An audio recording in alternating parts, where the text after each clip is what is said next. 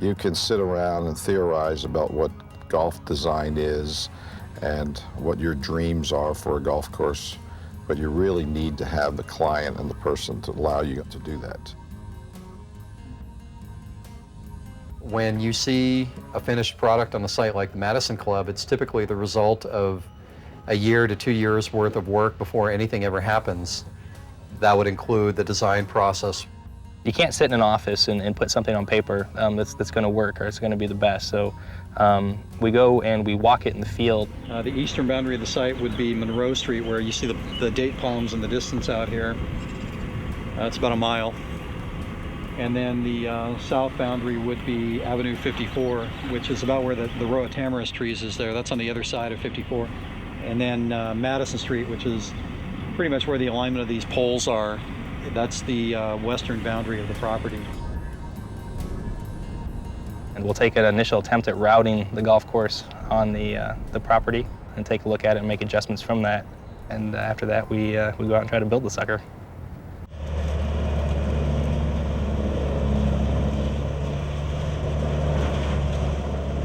The Madison Club was an assemblage of historic ranch properties. It was operated that way for 60, 70 years. And you had all the attendant things that you would have with ranches on the property, like old houses, barns, fences, corrals. Before we could do anything related to starting the new project, we had to deal with the old land use. Nobody likes to do demo because it's nasty. We had about 20 beehives out here. Everybody got stung. We had machines going one way and the guys jumping off, and their machines are going out of here. It was unbelievable. It's like remodeling a house, and you remove a pile of trash that's been on the property, and you find that there are things in there where it creates more work for you, or you have 3 more projects where you thought you had 1. I think there's 480 acres that we cleaned. This was a big job. This is the biggest one that we've done.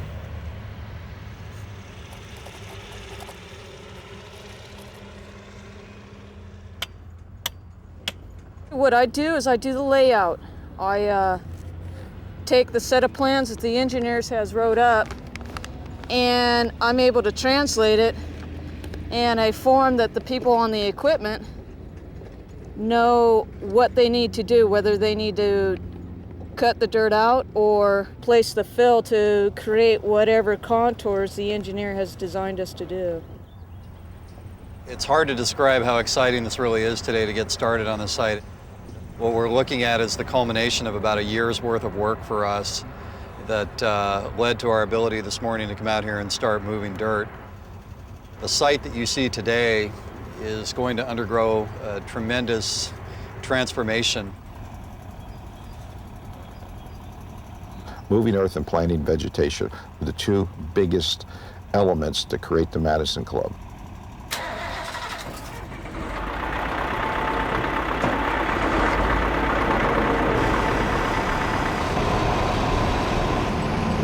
You really can't do much with flat ground. No matter what you do, no matter how great the background is, if you don't have some kind of contouring, you're just going to feel like you're out in the middle of the desert. There's actually almost a mathematics of golf, so to speak. When you're building on a severe site, you have to move more dirt to make it a playable golf course. It's just the realities of it. We've moved about 5 million cubic yards of dirt, which is probably more than any golf course that I'm familiar with.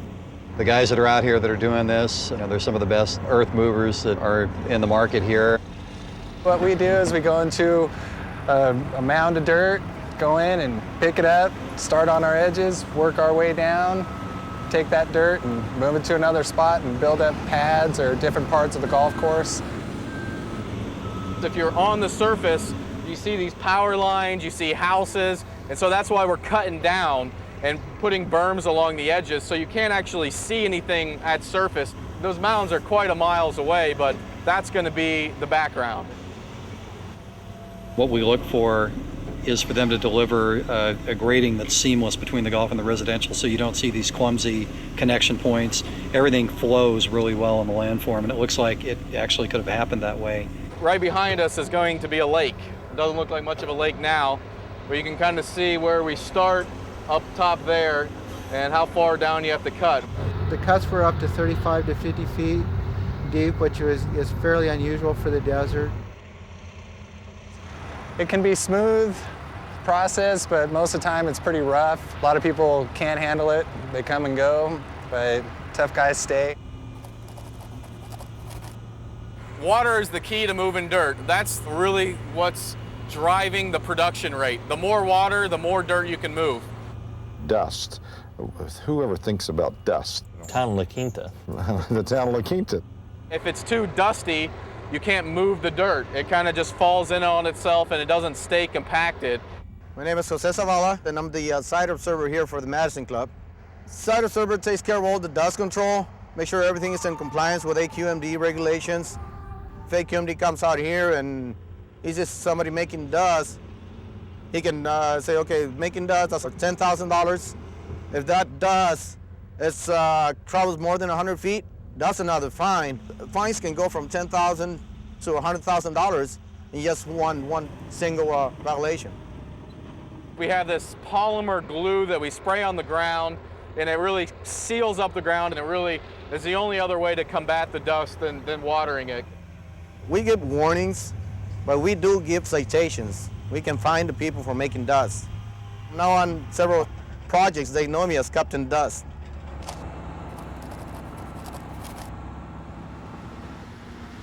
After the mass grading, things don't translate as well from the plant out in the field, and so we bring in these very experienced and talented shapers. My name is Mark McMillan, and I work for Wadsworth Golf, and I am a shaper. My name's Matt Flint. I work for Oliphant Golf, and I'm a shaper. My name's Scott Winchester. I'm out here working for Oliphant Golf Construction, and I'm a shaper. We shape all the fairways, bunkers, and greens, and then also dial in the fairways and get them to look like a golf course. They work with the designer in the field, every day, just with a lot of hand movements, a lot of shaping. They throw the plan out the window once the shapers get there. And then it's really up to us to make sure that the architect gets what he wants, that we can fulfill his vision in the dirt. My dad shaped, all my uncles shaped, my brother shaped, cousins shaped. It's to me, it's the most rewarding thing. It all comes up to the guy in the seat of that machine. We're real sensitive. Don't drive on our stuff as we're finishing it. It's shaping the earth. There's surfboard shapers, right? They shape surfboards. We shape dirt, we shape golf courses.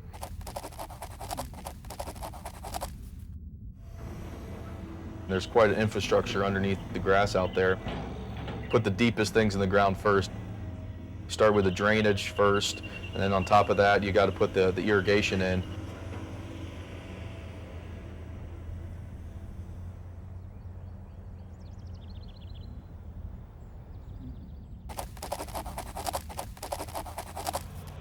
This is a big golf course.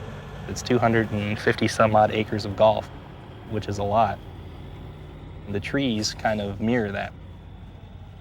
We planted, I think, a little over 2,000 trees, and they're very large, as you see. They're very big in scale, and that kind of fits with the big scale out here. Ever since we knew that we were going to do this project and had the whole theme of big trees, really great character trees is what we like to call them, we started procuring those trees before the construction started. We had our tree broker go out and start just scouring Southern California, all the nurseries, trying to find the trees they wanted. They'll be planting trees ranging from 10 feet tall all the way up to 30, 40, even 50 feet tall. We brought in a lot of trees that aren't quite so common to the area, some pine trees. We do have the typical, palm trees out there, but they really made them look good around the water features. It was a stroke of brilliance, I think, for the design team and our ownership to make the commitment to the type of plant palette and material that was brought in.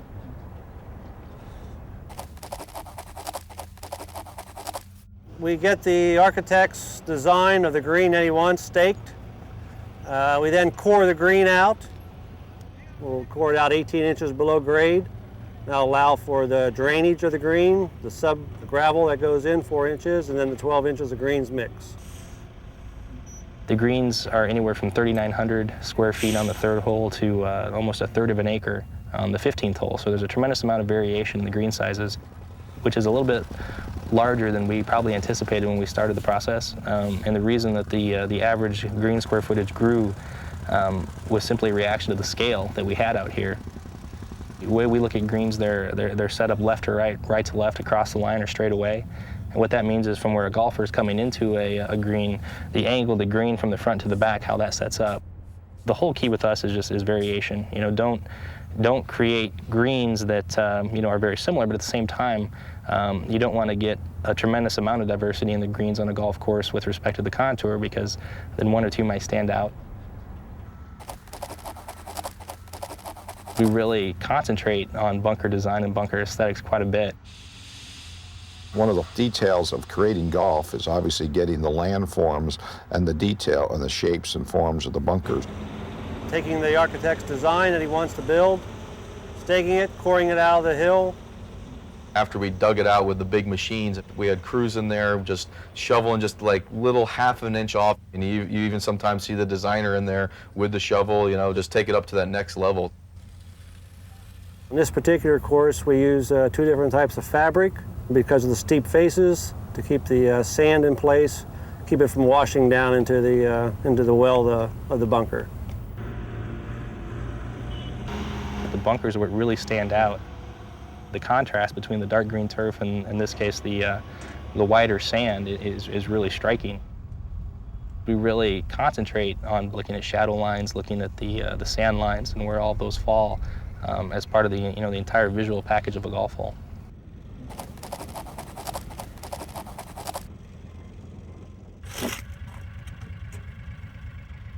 Pre-grassing, we oversaw the fertility amendment application and incorporation.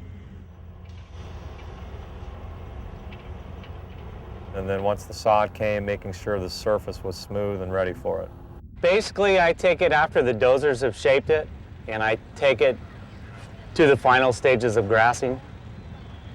Make sure your grades are going, the water's getting where it needs to go. Make sure everything's looking good.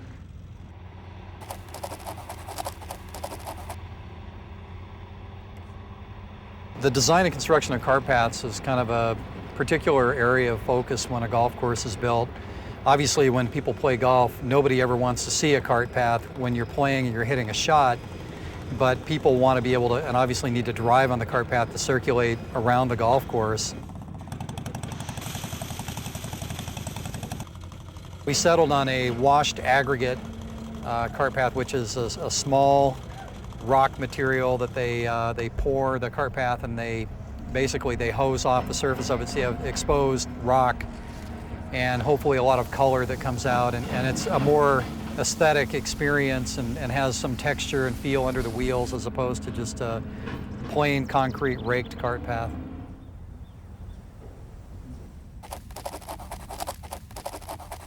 We have 3 different types of grasses that we use here.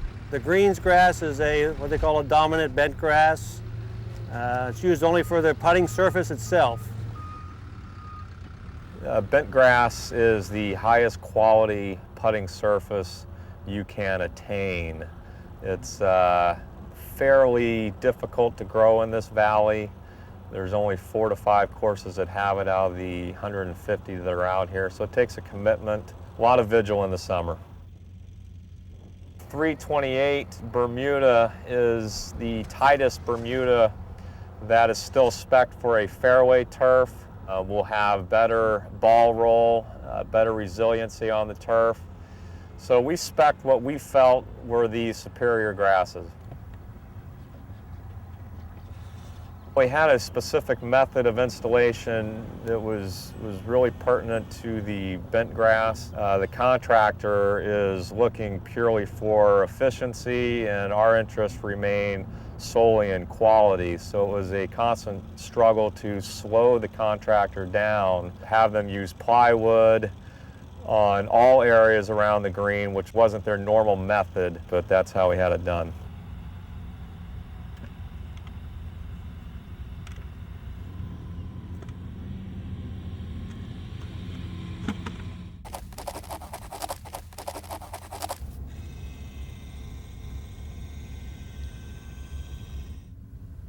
They're growing over 200 acres of turf out there, and it's necessary to have the proper system in there to irrigate that and keep it green throughout the year. First off, I survey and map the golf hole, which includes the features, the turf lines, the bunkers, the greens, and based on that mapping, I design a head layout to match those lines, and then I stake those head locations out in the field. Because of all the contours that they have out here and what the people want to see, they have what they call wall-to-wall irrigation. That means from one landscape bed to the other.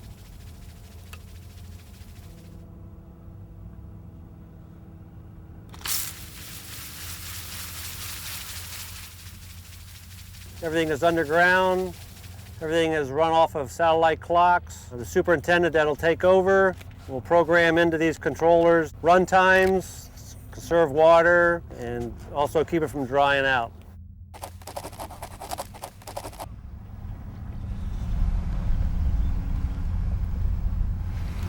Good time to be walking in a stream. Never get a chance to do this again. We'll have running water going in here within weeks. There's probably 10 acres worth of water that we're putting in. We have a set of drawings planned out already. We get it excavated, and then we start doing our shaping and installation of our liners. The liners is the most important part, but nobody sees it. Well, they lined up preserve the water, especially out here in the desert.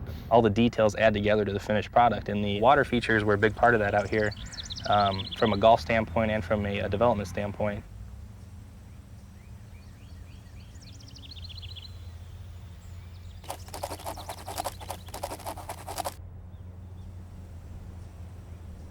In many cases, the landscape's used to screen out the rest of the world, make the presence of homes less obtrusive, and views to neighboring developments go away, so that when you're in the golf environment, it's a golf-only experience. Out here, since we are in the desert, we did have to pick varieties that were drought tolerant and for not only the trees but the shrubs as well. Shrubs were in the neighborhood of 125,000 shrubs. Along with that, there's on the golf course alone around 90 acres of mulched shrub beds.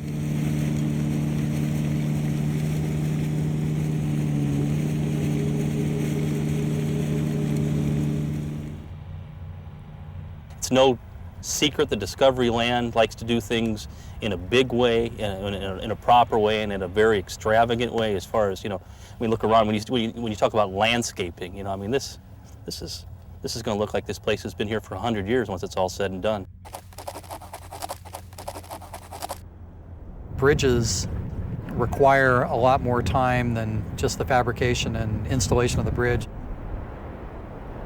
There's a lot of attention we pay to bridges in terms of being important site details that emphasize the quality of the project and are consistent with the other architecture. In the plan, we designed locations for a total of 9 bridges, and we determined of the 7 key golf bridges that occur in the golf corridors, we had at least 4 bridges that to set with a crane would be very disruptive and damaging to the construction that was in place. So we have acquired the services of a helicopter to help us set 4 of the 7 bridges inside the golf course.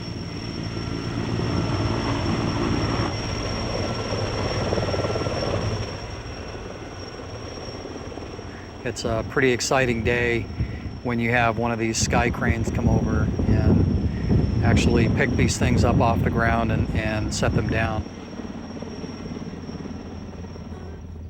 The vision behind Madison is just to be the best place of its kind anywhere. It's the kind of place you're getting in your car from wherever you're coming from, you just can't wait till you get to the gate. The total environment is what's going to attract a lot of people to it, that you drive in the gate out there and what you enter here is something totally foreign than what's surrounding. Just not a golf course, it's a story. And a story how this actual golf club came to be was a vision, of course, of Mr. Melman and Discovery and a vision of this land to actually create the best thing in the desert, and I think we've accomplished it. Discovery has a tremendous commitment to quality. They've always wanted to create the absolute best. This is far above and beyond anything we've ever been associated with. We always wanted it to be the best, every detail. We can talk about it as much as we want, and we can tell you what we can do, but once you hit the ball on the first tee and you start walking or even driving down and you feel like you're somewhere that nowhere else in the desert feels like, you look around and see the mountains and don't really realize where you're at, the first word will come to your mind is, this is unbelievable. It's not just one thing that's going to make it great. It's going to be the culmination of a million great things that make it great. All those things kind of get together, and that's where our members and our golfers come away saying, gosh, that's the best experience I've ever had. It's a big golf course. It's beautiful. It's got great vistas. Oh, there's no doubt. First round at Madison, people will say, it's the best course I've ever played. It's the best environment I've ever been in. Gosh, they did it again.